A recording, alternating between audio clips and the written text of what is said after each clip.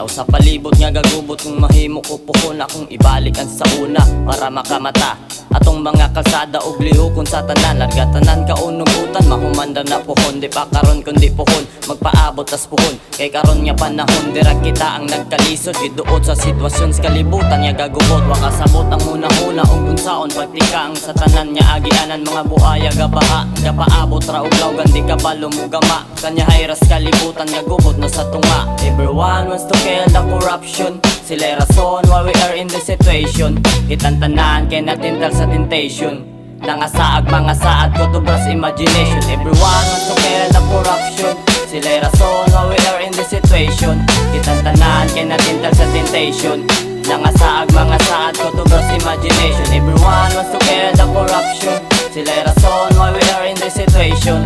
Kitang tanan kay natin tal sa temptation, nangasaag mga saad ko to brush imagination. Sige pa dayon, dili dapat ka po yun sa kinabuhi nga bisag daghag lubak agion. Abanti og padayon para na ay makaon sa kada adlaw nga nasyuta gabarot gihapon. Mga kwartas katawhan kitaguan sa rian nya mga batas dalan ron kaon mas kilang pan maumpalag og dili magpaapi, dili magpaapekto ang kurap may naglabi. Sa kalibutan nga naganam-anam na og kaabot ang trahedya nga dapat nga likayan. Mga dakbayan nga nas atot nagpasalipod tungod sa baha, mga animals nga lalunod. Mga animal sa palibot nagsigidya pag bisog-bisag wala na'y makuha ilaga pagikuot. Ya ang mga tao gipanggamit og giilan para ang bati nga binuhatan kay masaag. Ya ikaw nga nasa yuta mura rag wala magpakaalipin sa gitawag nga baga. Dili naman ni maayo ilang ipakita maong barog diya og hunungan na nagsigsigda.